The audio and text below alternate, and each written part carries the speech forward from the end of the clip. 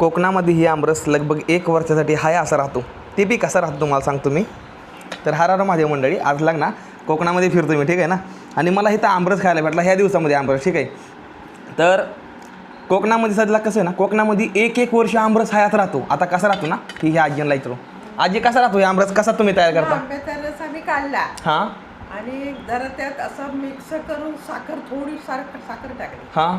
साखर टाकल्यानंतर मग त्या आम्ही बाटल्या भरल्या. बाटल्या भरल्या आणि 3-4 तास उकळत पाण्यामध्ये उकळत ठेवल्या.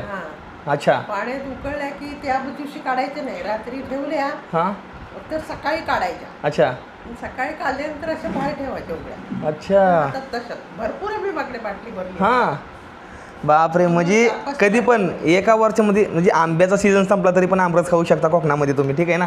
तरी आहे कोकणातल्या लोकांची खासियत. काय काय करतो माहिती, लोणचं घालतो. हां.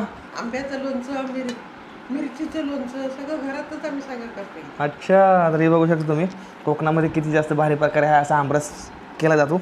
मी एकदा टेस्ट करून बघू दे मला. असं वाटतं हा आमरस आता इतकेच केला आहे. असं वाटतं आता इतके आमरस केला आहे.